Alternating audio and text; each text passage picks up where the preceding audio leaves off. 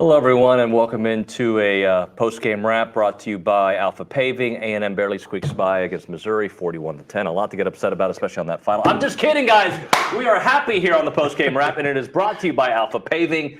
And they're an award-winning paving contractor servicing Texas, ready to deliver excellent customer service. Check them out at alphapaving.com. They have projects in retail, office, multifamily, you name it. Dallas Cowboys, one of their clients. HEB. Great star. Visit them at alphapaving.com. Great post-game panel here in attendance. Chris Taylor, it's been a minute. Hello, sir. How are you guys? Why am I yelling? Oh, I don't know. I'm yelling because I'm in a good mood, and I'm not overacting, by the way. Chris Harrington, how are you? Good. Good to see you, Little Pound.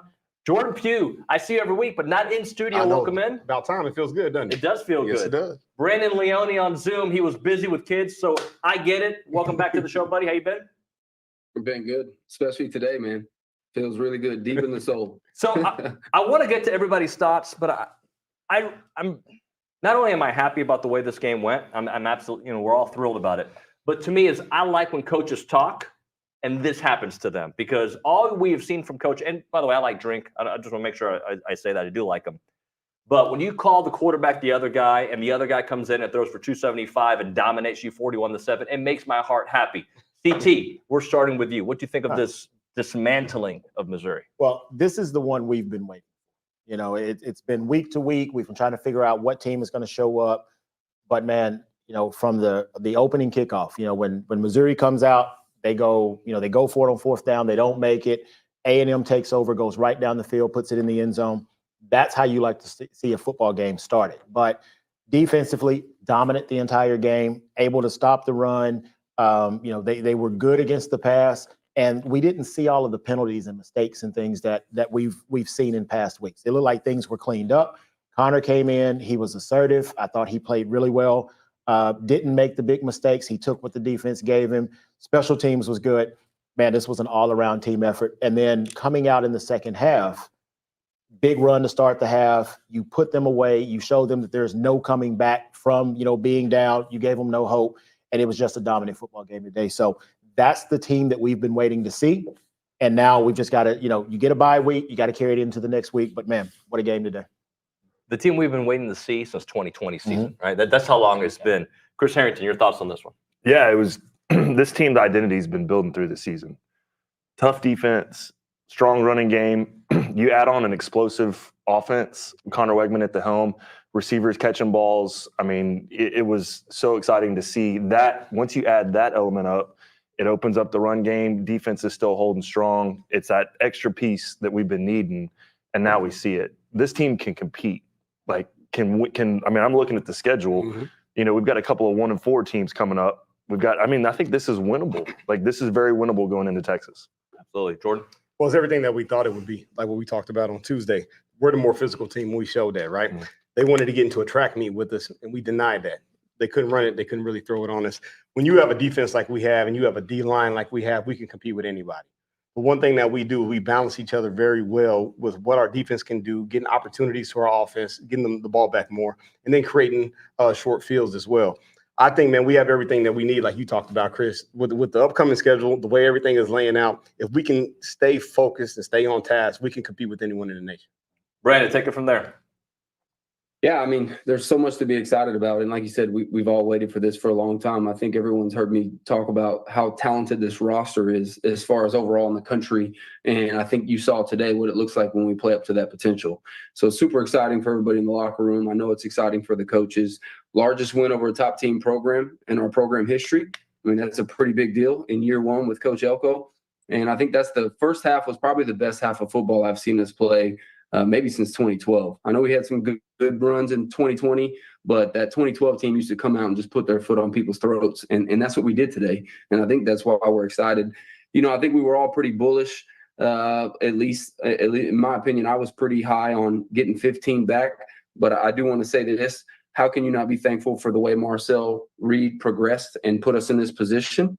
And I think everybody saw what we were talking about, and Chris mentioned it. When you add a passing threat into this offense that you can't just scheme against his arm. Some of the throws and the ball placement he made in the first half and really all game really make it to where a team can't stack the box. And it opens up that running game.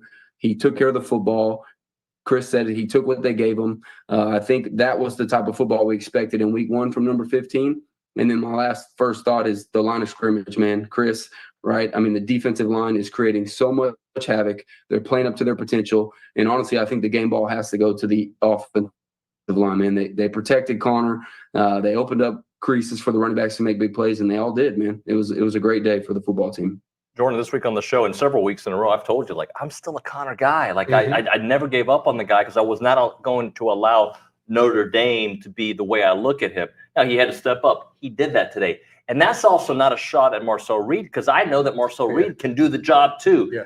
But I was happy to see what this team can do throwing the ball down the field. I mean, it was big having Connor back. But when I talked about the quarterback situation this week, you looked at how we formulated the offense. It was built around what Marcel could do, how he could excel. And you have that extra element with his feet. That is hard to game plan for as a defense. You know this, man. You're pass rushing the guy. He can get out of the pocket. He can extend plays. But looking at what Connor did, man, coming in there, they created an easy flow for him at the beginning of the game. Completed easy passes. He got into a rhythm. And then you saw the Connor that we all know and expect, right? Nobody fell off of the Connor train. But, man, being able to have 2 quarterbacks, having 2 guys that you know no matter what happens, a situation comes up, we can excel in those situations. Any adverse situations that we're put in, man, that's good to know, and that's big for us moving forward. Chris, I'm looking at this. Harrington, 6 sacks, 8 tackles for loss. Nick scoring. Shamar Stewart, by the way, who was held on that 1 touchdown. He was like, it was obviously ridiculous. Blatantly obvious. Yeah, I mean, it was, come on, guys. But just your thoughts on how the defense is doing what we thought they were going to do, and we thought it would start at Notre Dame. It took a little while, but here they are. Yeah, no, they're getting better as the season progresses. They're staying healthy. They're rolling guys in. You know, it was really encouraging to see the pass rush. So it was a dominant performance up front. I think they were the better line. CT, I started the show talking about Drink calling Connor the other guy, right? And look, there was some talking, and apparently, if you listen to Brady Cook's comments about it not being, he wasn't taking a shot at Kyle Field per se, but I like thinking that he was trying to take a shot. Here's the thing. Don't give other teams anything to think about. Drake talked about the other guy, and the other guy's the one who beat him. And Brady Cook trying to just answer a question. The words maybe didn't match what he was really trying to say. That being said, it was loud, and they heard it. Yeah, you've got to be careful with that information that you're putting out. You know, back when I played, you might get a newspaper clipping or something. We talk about bulletin board material. But in today's age with social media and things going viral so quickly, you got to be careful. And yeah, he may not have meant to say what he said, but that's the way it was perceived, right? So Kyle Field was electric. I mean, I haven't been in the stadium in a while. And to go in, and man, that thing was, from the start, it was crazy. And to go into that environment and try to be successful and move the ball against that defensive front, guys flying around. We had hats to the football all day. Man, it's going to make life hard. So you just got to be careful with what you put out there. So, but I mean, A&M did what they were supposed to do, what we expect them to do. And now we move forward, go to the bye week, try to get healthy, and get ready for that next game. Brandon, who's the best running back in the SEC, and why is it Le'Veon Moss? Yeah, man, he was good, dude. Caught the ball out of the backfield today. I loved how they used him out of the backfield. Big explosive plays. He's obviously a guy that's an elite talent. And like I said, the offensive line gave that guy some time. He looks like he's running with a lot more patience. He's letting the play set up a little bit, letting it develop. And I think that's when you start to see these guys have next level potential where they don't just get the ball and run full speed and think they can out athlete everybody. He's obviously a phenomenal athlete, but his ability to have patience, to set the play up, let it develop, get upfield, made the guy miss in the open field on the first play of the third quarter. You got to be excited about the confidence that he's building and the performances that he's been building week to week since we started this run we're on right now. This one's for everybody. And Harrington, you start us off. I mean, the stones and the props that Coach Elko deserves, because the decision to go with Connor, if it goes wrong, everyone's going to be pointing at him. But it went so freaking right. And it's like he said, look, I've seen these guys at practice. I've seen them all summer. Just talk about that. He is calling all the right he's making all the right calls right now. So excited for him and the team. Jordan. It's just the accountability, but it's the belief system now. The one thing that you see out of the team, you see that they believe what he's saying. They believe in the process. They believe in what they're building. And now you're seeing it take place on the football field. It's one thing, man, to be able to preach it. You got a new guy coming in, transfers coming in. You got to get people to gel. You got to get the cohesiveness. But now when you put it on the field, it goes from paper to the field, and that belief system takes over. So that's what you're starting to see with this team, man. And I think you're seeing the Elko effect take place. Brandon? Yeah, I mean, I said this. I mean, I got a lot of crap after Bowling Green for saying, I really feel like 15 gives us a new element to this offense. And man, I think the thing that stands out to me, if you look at a lot of these elite throws that he made, they were two guys that were covered. I mean, that drag he hit in the first quarter downfield, I mean, he was covered. That was good defense, and Connor put it right on him. Noah Thomas in the second quarter, that back shoulder fade that he threw him, the ball he threw to Terry Bussey on the double move. I mean, again, this is not a shot. None of this was negativity towards Marcel Reed. It was more so he's still developing, and Connor already has that next level arm. And so I agree with you. I think Elko had balls of steel to make that decision, because if you read the message boards and follow Twitter, everyone thought he'd be crazy to do it, because it's a what have you done for me lately society, and everyone's thinking about that missed opportunity against Notre Dame. They're not thinking about that today. We just had a huge win against the top 10 team, and 15 played his tail off, and I think showed the potential that we all saw in him. CT, more on that, and I'll throw this in there. I saw a stat. This is the biggest beatdown of the top 10 team A&M has ever had. 31 points. We'll take it. That's a lot. Yeah, I said that. I tweeted that out. 41-10. Absolutely, we'll take it. But when you look at Connor, you look at Marcel. I think what I love the most now, you have depth at that position. Yeah. That's where we've struggled with depth in that position. You lose Connor last year, we go to Max, and then, in the year before that. So we're building depth at that position. Connor stepped in, and Elko, again, he's been around this team the entire summer. He knows what his guys can do. And you've had that guy. He just hasn't been healthy enough to be able to get on the field and do the things that we expect. And again, I'm one of those guys was like, Marcel's been playing well. Do you change it? What do you do? Right. That's why I don't make the money that Elko does. He made the decision. He went back with Connor today, and Connor delivered. And it was great to see Noah get back involved. It was great to see Jade get back involved. And now that ball is being distributed to those guys. And now we're not sitting here talking, we can't get separation. We are not physical at the point of attack. It seemed like everything gelled together. Connor played a great game, and you saw that offense hum like it's supposed to. Jordan, I like to pick on things that make me upset because I like being angry. Did what Eli did at the end, calling the time, is that a big deal or not? Like, you're losing already by 1,000,000 points, and you're going to call for a field goal. I just found it Bush League. Am I wrong in thinking that? I mean, you're not wrong. It didn't faze me. Okay. Because we already whooped them all game anyway, right? If I'm him, kick the field goal, get the points, let's go home. That's how I'm thinking about it. And on a high. Yeah, but at the end of the day, I mean, what was the score? 31, whatever it was, 31-0 at halftime? 24-0 at Oh, halftime. 24-0, And then the okay. first play There or you go. second play of the second half. We already handled our business. So what he thinks doesn't really matter at that point. Yeah. Right, and how they go about it. So it didn't offend me. Go on and go home, and so Q Williams, do what you got to do. Brandon, let's kind of look at this, because now I think you're allowed to talk about the what ifs. For a while, I don't want to do a what if because I know how I can go in the wrong direction. But the what ifs here are, all right, you've got the bye week, get healthy, right? You've got Mississippi State. It's the SEC. I take no game for granted, but that's a game you should win. And then it sets up, if you do win, and I say should win, a matchup with LSU, which will probably be 2 top 15 teams, 2 top 10 teams potentially. I don't know how much A&M is going to rise from this one, but let's call it top 15 games right here again at Kyle Field. Yeah, I mean, I think that's a great point. Everyone knows that we did receive a favorable schedule. I think towards the end of the SEC this year, obviously you got LSU and Texas. I think South Carolina is going to be a little tougher than people think. Yep. But here's my thing. What if this offense continues to progress under 15?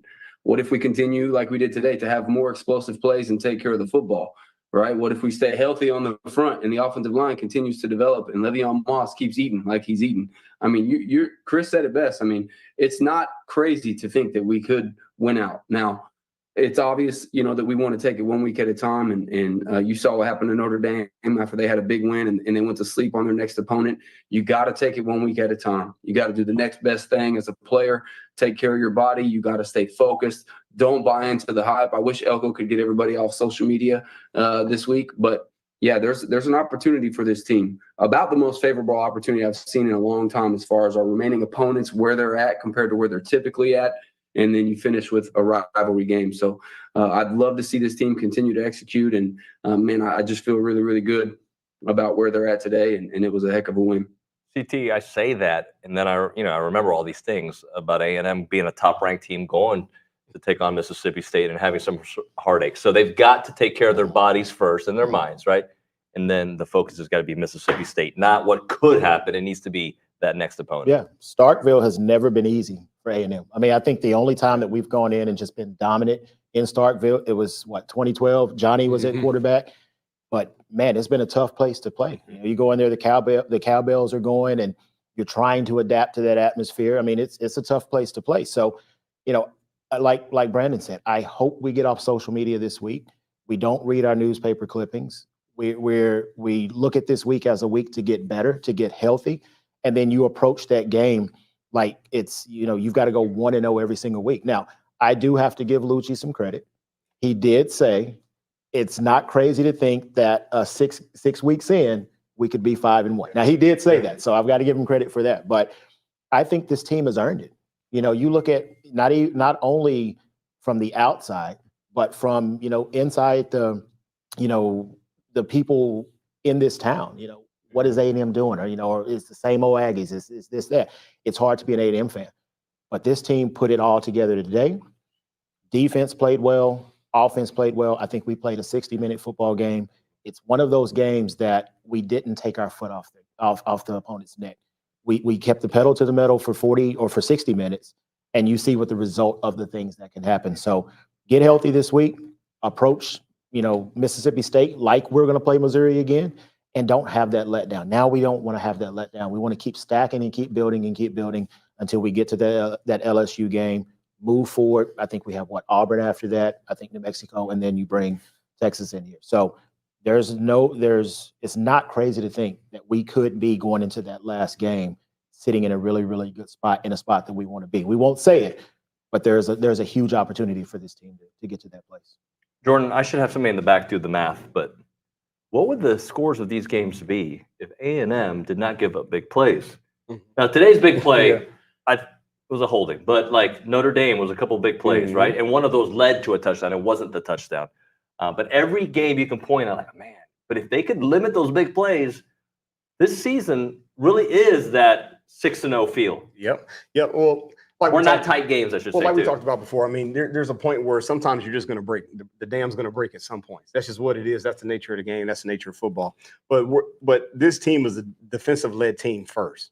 That's what people got to realize. With what we're doing, especially on the defensive line, you know about this. Our defensive line is dominant. We're keeping ourselves in games because of what the defense is doing, creating the turnovers, man, creating bad field position for offenses, getting the ball back to the offense. But yeah, man, you can always point to certain situations within games.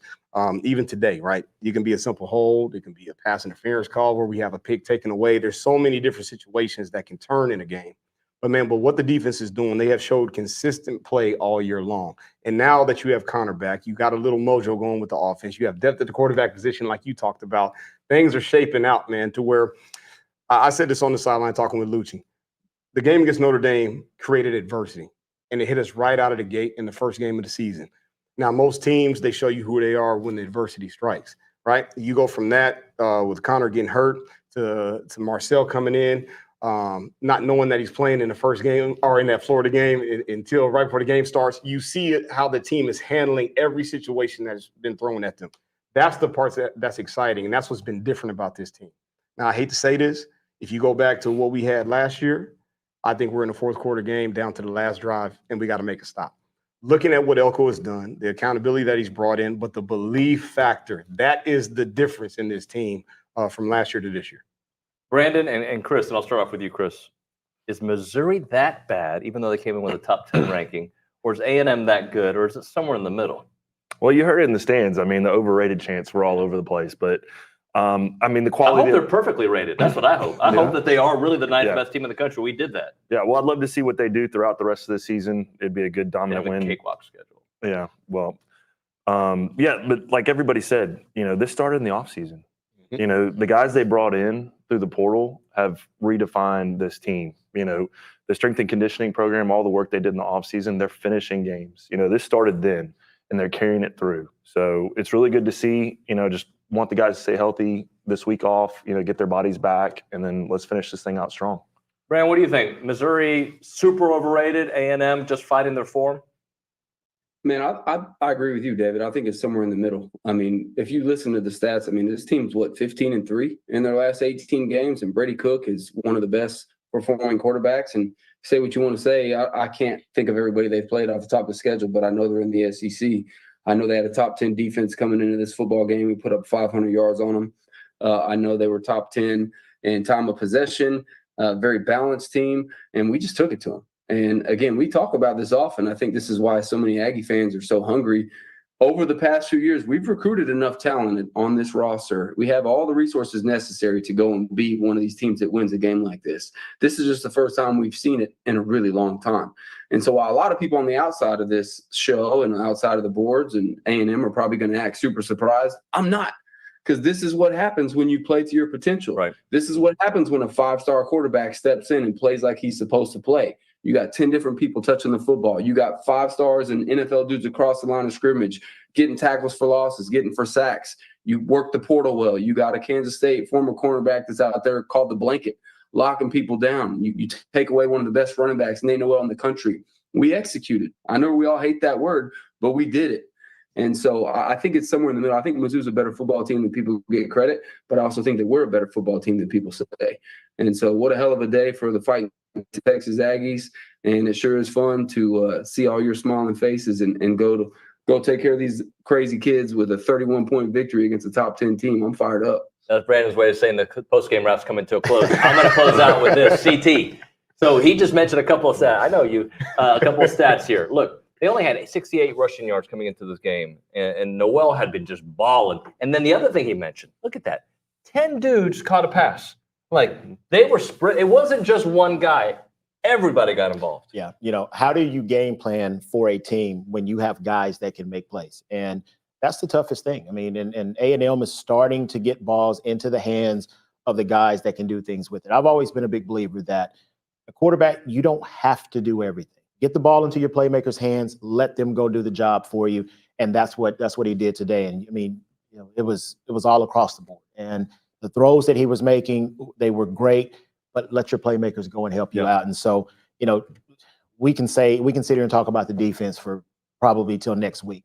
But that unit, those guys are special. Man, and I'm an offensive guy. I don't like defense. So you guys, y'all stay over there. But I'm an offensive guy. But that unit, man, backbone of this team, to go and hold that team to what they did, man, we've got a huge chance to make this thing work. Gentlemen, thank you very much for coming in. Brandon, appreciate you, brother. That's going to do it for the TexAgs post-game wrap, brought to you by Alpha Paving. A&M wins, 41-10? They won by 31 points against the top 10 team. We'll see you tomorrow on the Luchador, and we'll see you Monday morning on TexAgs Live. See you then.